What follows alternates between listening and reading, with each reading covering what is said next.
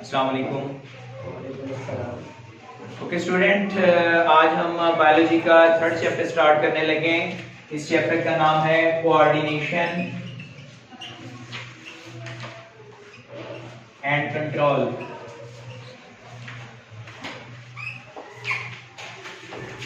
Multicellular organism की body जो है, इसमें डिफरेंट ऑर्गन्स हैं, ऑर्गन सिस्टम है।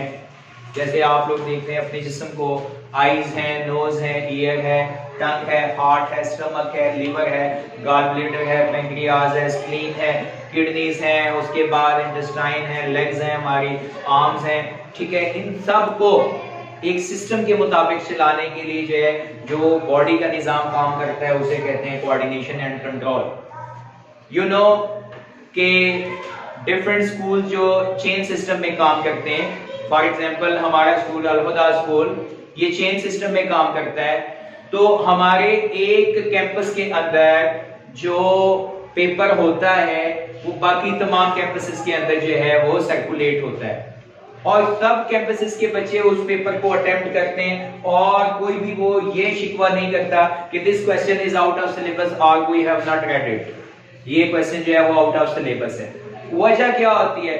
Because there is a system which is developed that one person head this institute, और उसकी अंडर हिज गाइडलाइन तमाम कैंपसेस और उसके टीचर जो है वो काम कर रहे होते हैं। वो हमें बताते हैं कि ये आप लोगों का सिलेबस है, इसी के बीच में आप लोगों ने रह के पढ़ाना है, और इसी में से आप लोगों का पेपर जो है वो प्रिपेयर होगा, जिसकी वजह से बच्चों की स्टडी की क्वालिटी भी बेहतर होती है। अदरवाइज तो आपको पता है कि टीचर ऐसे भी करते हैं, जो पढ़ा दिया वही टेस्ट में दे दिया और वही पेपर में दे दिया, बच्चे भी खुश, टीचर भी खुश, वालिदैन भी खुश। लेकिन यहाँ पे ऐसे नहीं होता। तो लिहाजा इस सिस्टम में अगर एक स्कूल को ना पता हो दूसरे स्कूल में क्या पढ़ाया जा रहा है, तो अगर पेपर आ जाए तो फिर जो है वो काम क्या हो जाएगा, खराब हो जाएगा। इसी तरह हमारी बॉडी, देखिए हम लोग खाना खाने को दिल है तो डाइनिंग रूम की तरफ आपको कौन लेके जाएगा? आपकी टांगे। अगर आपकी टांगे इनकार करते हैं जी मैंने खाने के में नहीं जाना, तो फिर क्या आप खाना खा सकते हैं? या आपका हाथ नवाला तोड़ देते हैं, आप एक बाइट लेना चाहते हो और आपका मुंह ही नहीं खुलता, या मुंह खुल गया दांत नहीं चबाना चाहते, फिर क्या होगा? तो ऐसे नहीं होता। हमारी बॉडी को कंट्रोल करने वाला कौन मौजूद है? हमारा ब्रेन, और उसके साथ स्पाइनल कॉर्ड। ब्रेन कहते हैं दिमाग को, और स्पाइनल कॉर्ड जो है वो कहते हैं हराम मगज को, जो कि कहां पे मौजूद होता है? हमारे बैकबोन के अंदर। तो इन्होंने हमारे पूरे बॉडी के, इस वक्त मैं जो बात कर रहा हूं, मेरे हाथ हिल रहे हैं, मेरे पांव चल रहे हैं, आप लोगों को मैं देख रहा हूं, अपनी आवाज भी सुन रहा हूं, and I am getting what I am saying. ये सारे को कंट्रोल करने वाला कौन है?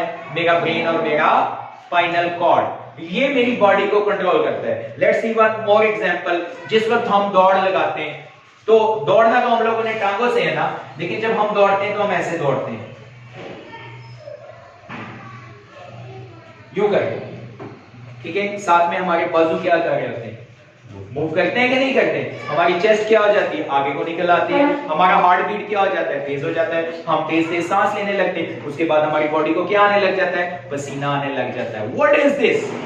This is known as coordination. कि सारे जिस्म में कोऑर्डिनेशन मौजूद है। आंखें सामने देख रही है कि आप किसी खड्डे में ना गिर जाएं, ठीक है। कान आपके बैलेंस मेंटेन किए हुए हैं, टांगे आपकी दौड़ लगा रही, मसल जो है वो अपने मूवमेंट पैदा कर रहे हैं, लंग्स आपके लिए ऑक्सीजन ले रहे हैं ताकि एनर्जी जनरेट हो सके, दिल जो है वो ब्लड तेजी से पंप कर रहा है, और आपके हाथ जो है वो आपकी टांगों के मोमेंटम के साथ चल रहे हैं। कभी आप जो है वो दोनों हाथ यूं जोड़ के अपने जिस्म के साथ और दौड़ के दिखा दें, तो आपकी दौड़ कम होगी, बिकॉज कोऑर्डिनेशन नहीं होगी। तो कोऑर्डिनेशन एंड कंट्रोल जो है वो क्या है? हमारी बॉडी के तमाम पार्ट्स को एक सिस्टम के मुताबिक चलाना, ताकि हर हिस्सा अपना काम जो है वो परफॉर्म कर सके।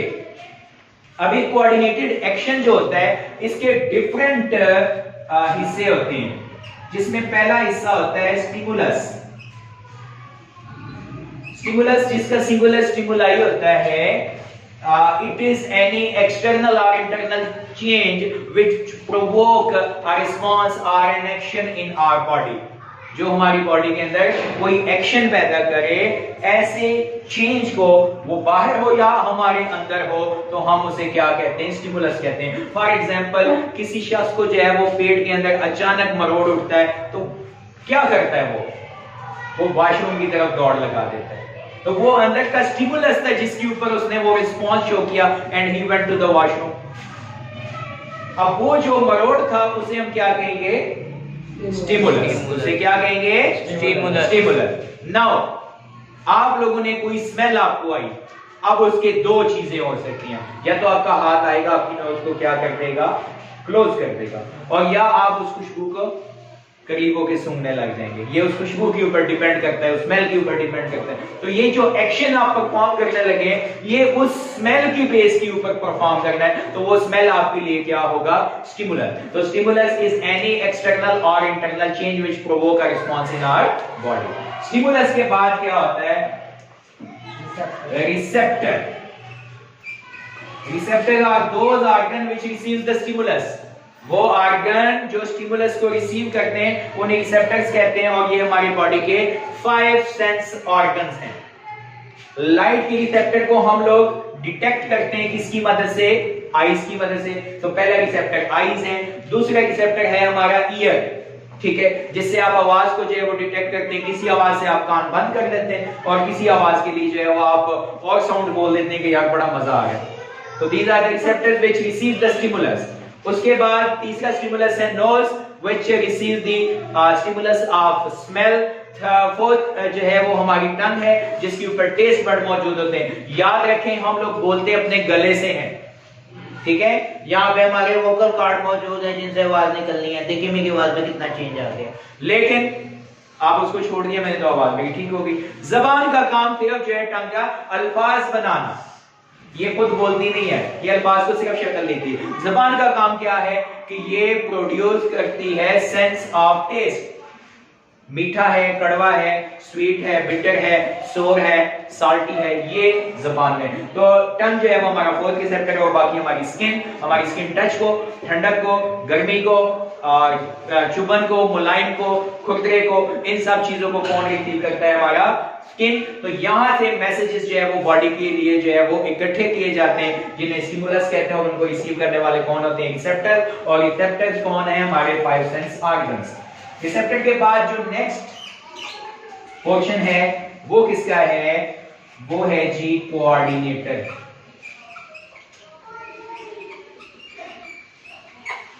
कोऑर्डिनेटर किसने फैसला किया कि नोज को बंद करो, स्मेल ना लो? ब्रेन। किसने फैसला किया? ब्रेन ने। तो ब्रेन और स्पाइनल कॉर्ड जो फैसला करते हैं कि whether we have to reject this stimulus और एक्सेप्ट दिस स्टिमुलस, वो क्या है? कोऑर्डिनेटर। चलाना उसने है, उसी ने फैसला करना है। फॉर एग्जांपल कोई बच्चा मेरे पास आ जाता है कि बाहर आपको कोई बुला रहा है, ठीक है, वो बाहर आने वाला स्टिमुलस था, ठीक है, ये बच्चा रिसेप्टर है, इसने मेरे पास आके मैसेज दिया। नाउ फैसला किसने करना है? whether I have to meet that person, I have to say that I don't want to meet this person। ये फैसला किसने करना है? मैंने। तो मैं क्या हुआ? कोऑर्डिनेटर। इसी तरह बॉडी में कोऑर्डिनेटर कौन है? ब्रेन, जिसने ये फैसला करना है कि हमने ये रिसेप्टर एक्सेप्ट करना है या इसको रिजेक्ट करना है। ठीक हो गया। तो ये हमारा जो है वो सेकंड पार्ट हुआ। थर्ड पार्ट हो गया कोऑर्डिनेटर, जिसमें ब्रेन और स्पाइनल कॉर्ड है जिन्होंने स्टिमुलस के मुताबिक फैसला करना होता है कि क्या रिस्पांस देना है। नेक्स्ट वो है effector. Effector are those organs which act on the orders of coordinator। जो रिस्पांस जिन्होंने शो करना है। फॉर एग्जाम्पल किसी बंदे के पेट में मरोड़ उठा और वो वॉशरूम के लिए दौड़ा, तो कौन उसको लेके गया? टांगे। और टांगों में क्या चीज थी? मसल्स, जिन्होंने मूवमेंट पैदा की। तो इसका मतलब इफेक्टर कौन हुआ? मसल हुए जिन्होंने इफेक्ट शो किया उस स्टिमुलस का in the guideline of coordinator, coordinator की गाइडलाइन में। या हमारा हैंड आगे हमारी नोज को क्या कर देता है? क्लोज कर देता है जब हमारे पास कोई अनलाइक स्मेल आ जाती है, तो फिर हम अपनी नोज को क्या करते हैं? बंद कर देते हैं। तो वो इफेक्ट कौन शो करता है? हमारे मसल। ठीक है, ये जो मसल्स हैं इन्होंने इफेक्ट शो करना है, ये मूवमेंट शो करते हैं। तो मसल एंड ग्लैंड। आपके पास खुशबू आई किसी खाने की, बिरयानी की फर्ज करें आ गई, और आपको उस वक्त भूख लगी हुई थी, तो क्या होगा? आपके मुंह में पानी आएगा या नहीं आएगा? और थोड़ी देर बाद आप ऐसे करेंगे, वो पानी को अंदर निकल जाएंगे। ये जो आपके मुंह में पानी पैदा हुआ, ये इफेक्ट था। उस स्टिमुलस का जो आपकी नोज को आया, और ये इफेक्ट पैदा करने वाले ग्लैंड होते हैं। एज यू नो 9th के अंदर हम लोगों ने पढ़ा था कि हमारे माउथ ओरल कैविटी के अंदर सलाइवरी ग्लैंड होते हैं, वो वाटरिंग होती है जिस वक्त हमें खाने की तलब हो रही होती है। तो इफेक्टर जो है वो शो करते हैं रिस्पांस उस स्टिमुलस के ऊपर। रिस्पांस हमारा आखिरी है एक कोऑर्डिनेटेड एक्शन का हिस्सा, रिस्पांस। जो एक्शन हमारा बन जाता है तो उसे हम क्या कहते हैं, रिस्पांस। तो let me show you one example, let me show you one example. Is mister Jain present? Mister Jain is absent. Mister Ali is present? Mister Ali stand up. What is this? My sound was a stimulus. My sound was a stimulus. When I ordered Mr. Khalid to stand up, his ears were receptor. They received the sound of mine. After that, his brain coordinator, he has to decide whether he has to act upon on my order or not. As I am his teacher and respect demand that he has to obey my order. तो उसने मेरा order ओबे किया और वो खड़ा हुआ, और वो खड़ा जब हुआ तो इफेक्टर्स कौन थे, इसके मसल्स, जिन्होंने इसको क्या किया, स्टैंड अप किया। जब वो स्टैंड अप हुआ तो ये खड़ा होना, ये उसका क्या है, रिस्पांस। अगर वो बैठा रहता, वो क्या रहता, बैठा रहता, तो हम कहते कि अली जो है वो रिस्पांस शो नहीं कर रहा। जब हम किसी बच्चे को टीच करते हैं और वो अच्छा नहीं पढ़ता तो हम लोग कहते हैं कि उस बच्चे का रिस्पांस अच्छा नहीं है। तो मेरी आवाज स्टिमुलस, इसके कान रिसेप्टर, इसका ब्रेन कोऑर्डिनेटर, उसने फैसला किया कि आप खड़े हो जाएं, इसके टांगों के मसल इफेक्टर, और जो इसका है खड़ा होना, ये रिस्पांस कहलाता है। ये कोऑर्डिनेटेड एक्शन के पार्ट्स हैं। कल इंशाल्लाह नेक्स्ट लेक्चर के अंदर हम लोग डिटरमाइन करेंगे किस चीज को, हमारे ह्यूमन बीइंग के नर्वस सिस्टम के डिफरेंट पार्ट्स को। तब तक के लिए आप लोग अपना भी ख्याल कीजिएगा और मेरे लिए भी दुआ कीजिएगा। अल्लाह हाफिज।